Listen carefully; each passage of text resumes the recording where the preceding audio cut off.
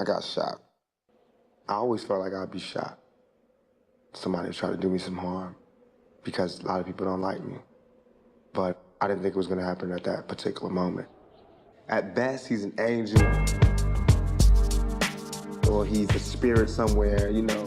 What is so bad about that? So this is my story. A story about ambition, violence, redemption, and love. And I feel like if you walk by a street and you was walking on concrete and you saw a rose growing out of concrete, even if it had messed up petals and it was a little, you know, to the side, you would marvel at just seeing a rose grow through concrete. Speak drums! Tell the real story. My mother was a Black Panther, and she was really involved in the movement. She taught me how to be community-oriented and to analyze society. So me and my sister grew up good, and we have good minds and everything, but we just didn't have money. From the cradle to the grave, life ain't never been easy. Living in the ghetto. Poverty it's no joke. If there was no money and everything depended on your moral standards and the way that you treated people, we'd be millionaires, we'd be rich. But since it's not like that, then we're stone broke. I can't always have what I want or even things that I think I need. Poverty. If I hated anything, it'd be that. When I was young, I was quiet, withdrawn. I read a lot. I wrote poetry, kept a diary. We moved out of New York because my mother lost her job. We were like stranded. So we moved to Baltimore, which was total ignorance town to me. I mean, Baltimore has the highest rate of blacks killing blacks in the country. When I auditioned for the Baltimore School of Performing Arts, I started to have good luck times. I spent 3 years in Baltimore, my high school years. I made a lot of friends, like John Cole and Jada Pinkett. I loved my classes. We were exposed to everything, you know, theater, ballet, listen to different types of music, songs that became the soundtrack to my life. Then I moved out and I was on my own. I was broke, nowhere to stay. I smoked weed, I hung out with the drug dealers, pimps, and the criminals. They the only people that cared about me at that point. And I needed a father, I needed a male influence in my life, and these were the males. My mom, she was lost at that particular moment. She was addicted to crack. It was hard because, you know, she was my hero. She was my hero. She was my hero. She was my hero. She was my hero. I was broke. I didn't have enough credits to graduate, so I dropped out. And I said, I gotta get paid. I gotta find a way to make a living. I tried selling drugs for maybe 2 weeks. Then the dude was like, oh man, give me my drugs back, because I don't know how to do it. This lady named Layla introduced me to H. Gregory, who was managing Digital Underground. He was like, I'm gonna send you to Digital Underground. They're in the studio. You just rap for Shock G on the spot. Shock's responsible for all my success. I'm the original two-tone, big-nose, skinny rapper. Shock G. I look back with the greatest fondness. Those were like some of the best times of my life. You know you gotta love the sound. It's from the rebel of the underground. So I went from being unknown to now having a platinum record. Everybody against me. Why? Why me? I have not brought violence to you. I have not brought thug life to America. I didn't create thug life. I diagnosed it. When I did Juice, my image got me even more scary. I mean, you're this kind, sensitive, friendly guy. Tupac Shakur, who you may You're remember involved in as so a much rapper. controversy. Tupac Shakur is free on bond tonight. Neighbors say after his Tupac arrest should have this known weekend better in than to let Atlanta. anyone bring a gun here. Big claim bang.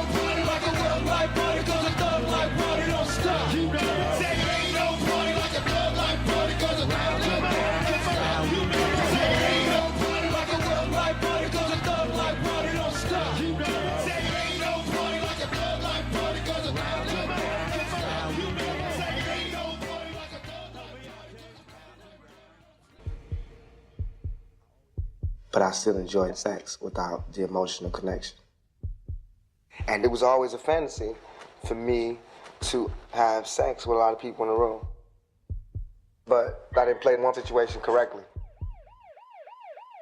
Rap singer Tupac Shakur was released on $50,000 bail today, accused of a sexual attack in a New York hotel. The singer was arrested Thursday night after a woman claimed that he and 3 other men overpowered her in a hotel suite. I wasn't convicted of no rape charge. My charge was sexual abuse, forcibly touching the buttocks. She did some things there at the club, and we got together later that night. I saw her again another time with these guys that introduced me to her.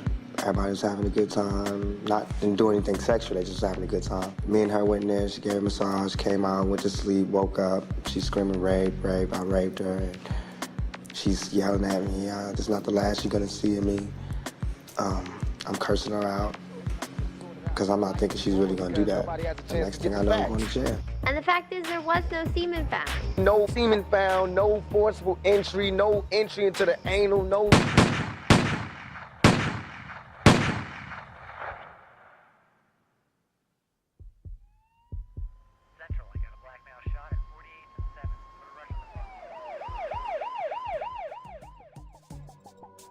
They shot me, straight up. I just kept thinking, they really did shoot me. When I wasn't dead, immediately I was like, ah, man. I was like, nah, this ain't it. I know how it's gonna be when I die. It's gonna be no noise, you're gonna hear people screaming. I'm gonna fade out. And none of that was there. I was like, I got shot 5 times, I'm not dead, they missed, I'm back. I always gave Biggie a lot of props. Notorious Big. I thought at the time he was my friend. The Tupac article had me pissed off, you know what I'm saying? Because first of all, he dissed my man, said my man turned his back on him, and I know for a fact that didn't happen, you know what I'm saying? And like the rumors that's spreading is on some tip like we set him up, you know what I'm saying? And that's crazy. As soon as he comes, it was nothing but love and concern. They got different accounts of what happened, and I'm the one with the bullet wounds. I also understand that if you was to get shot 5 times, your mind is just completely spinning, you know what I'm saying? You're real confused about your situation, so it'll cause you to say things that you really don't mean. I was there for the whole thing. No one else was there for the whole thing. I don't really know the purpose of why the story was said in another way or context. It's not important that other people know what happened to me. I just said it. Now that I said it, it's dead. You can believe me or not believe me. I did what I had to do. I mean, God knows the truth. There's no religion about getting shot. I'm not trying to get any converts.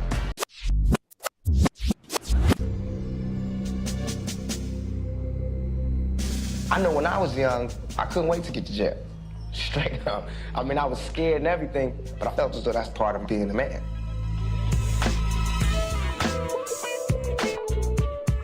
But now that I'm here, this is not the spot. I know everybody go to jail, come out and say, this ain't the spot. This is not the spot. You can die here, you know what I mean? Just yesterday, a dude was murdered. He wasn't in here on no murder beef. This dude was in here on a drug beef. You know, he's gone, he's dead in jail. You know what I mean? By another prisoner who had life. He had nothing to lose, you know what I mean? I came to jail, I'm telling you straight up. It's dirty, it's filthy, it's like you an animal. But when I was in jail, a lot of people supported me. Jasmine Guy, Jada Pinkett, Mickey Rollins, he just wrote me funny stories. But the name that sticks out of my head the most, and I keep saying this, is Tony Danza.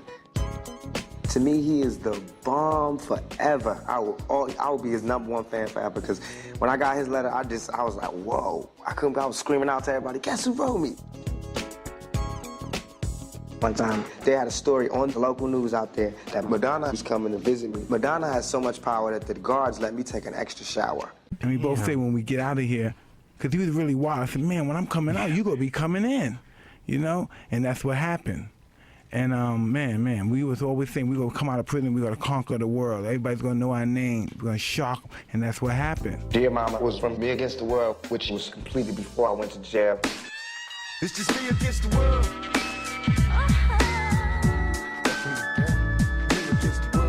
When it got released, it was the #1 record. Me Against the World was one of those, and my career highs. It was a trip in jail. They used to say stuff like, you're in jail now, won't be any more rapping for a long time for you, huh? I'll be like, well, actually, my album is #1 in the country right now. I just beat Bruce Springsteen. And they used to be like, Did they know? Go back to your cell. Plus, I used to get Entertainment Weekly in the mail, and I used to read and see what my record was, just trip out, be like, damn, #1 in the whole country. To me, it will always be my favorite album, and Jail made me want to dig deeper. Rapper, actor, and sex abuse convict Tupac Shakur walked out of a New York jail last week, bailed out to the tune of $1.4 million. No question, signed with Death Row.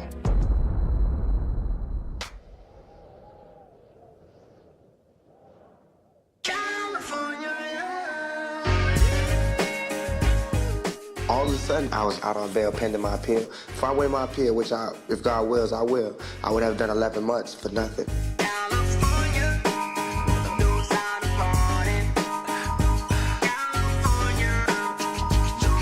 Came out, I was like, Dre, I want some beats right now. He's like, I'm working on something right now. He played California Live, so Dre, you know you owe me this. I'm new on Death Row, fresh out of jail. You know you ain't gonna be finished your album no time soon.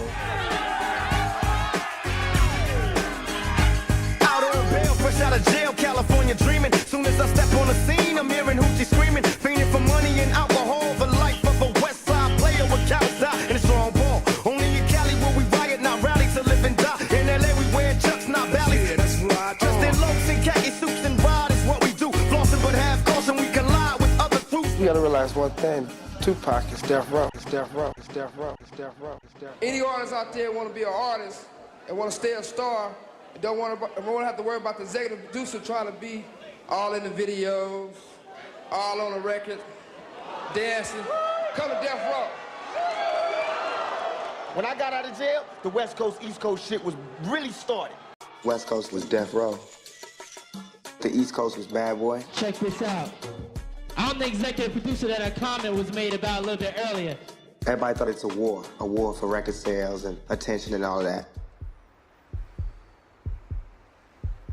But to me, it was personal. I love the East Coast. I'm from the East Coast. But then I felt like Puffy and Biggie and all of them, they want to dirty up everything I worked for. So it made me come back more relentless. I'm mad at Biggie, I'm rushing the nigga. What's the problem? And I did a song with Faith, Biggie's wife. Faith, my home girl. I just want to send a shout out to Faith. Hey, girl. Then I hit him up. That's why I fucked your bitch, you fat motherfucker. Which is a classic battle record. First don't fuck your bitch in the clique you claim. West Side when we ride, come equipped with game. You claim to be a player, but I fucked your wife. We bust on bad boys, niggas fuck for life. I'm a self-made millionaire. Thug living out of prison, pistols in the air. Biggie, remember when I used to let you sleep on the couch and beg a bitch to let you sleep in the house? Nigga, we hit him up. Everything happened so fast at that point. West Coast. But looking at things later, the East Coast, West Coast thing, it just got out of control. Dudes was getting killed, and I felt responsible. But I couldn't stop it. We ain't mad at the whole spot in New York, we just mad at certain people. It's really just a problem with two rappers. And the East Coast, West Coast thing is something that the journalists and people are making up just to get paid off it so it can drag out and everybody can have albums. They're perpetuating it so it can be drama. When it all go down, don't look at me and Biggie and be like, why is there a big East Coast, West Coast war when you're shooting this to 300 homes, 300 countries, telling them about an East Coast, West Coast war that they would never know exists. So that's where information becomes a problem. We both need to exercise greater restraint.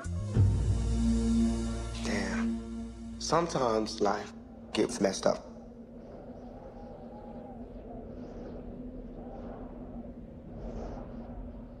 When I was on Death Row, I was successful, but not happy.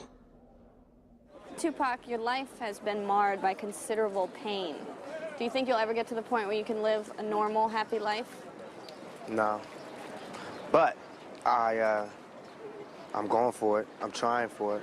And until then, I have to make the life that I do live as happy as I can and try to do the best with what I have.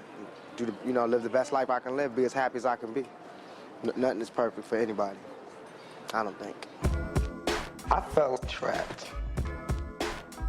Now they say you made your bed, now lay in it. I tried to move. I can't move to no other bed. I felt I can't, live a different lifestyle. It's the life that they gave and it's the life that I made. I felt I can't change. Not for the courts, not for the parole board, not for nobody. This is it. I also just felt like something was gonna happen to me because I'm paranoid. And I put it in my videos. It was a prophecy.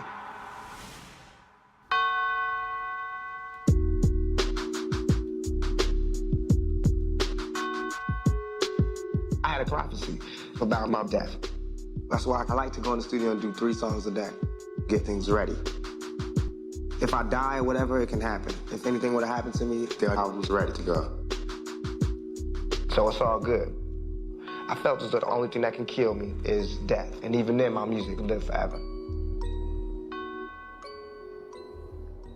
Something we all adore. The one thing worth dying for.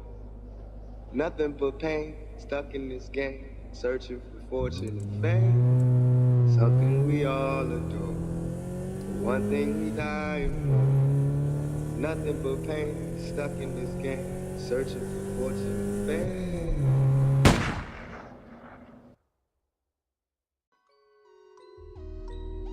At 4:03 this afternoon, Tupac Shakur was pronounced dead.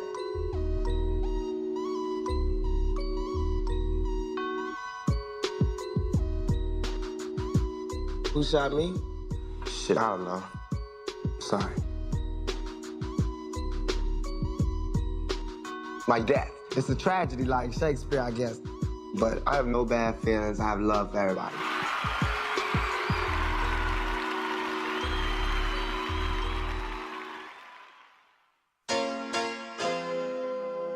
Coming to grips with my past. It was hard. I don't feel like what I did was so evil. I just feel like the way I was living and my mentality was a part of my progression to be a man.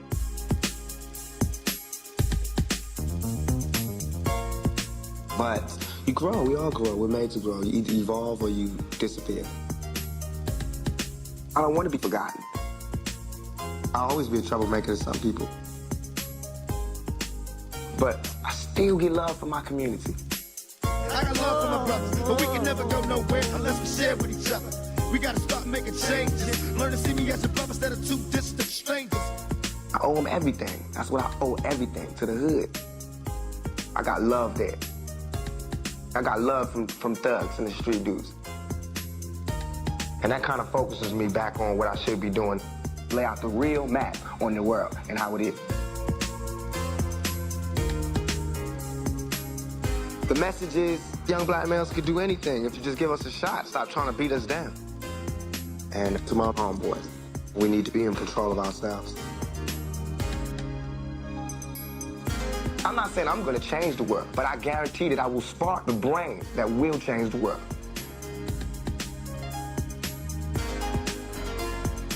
So keep your head up. Do what you gotta do. And then inside of you, I'll be reborn.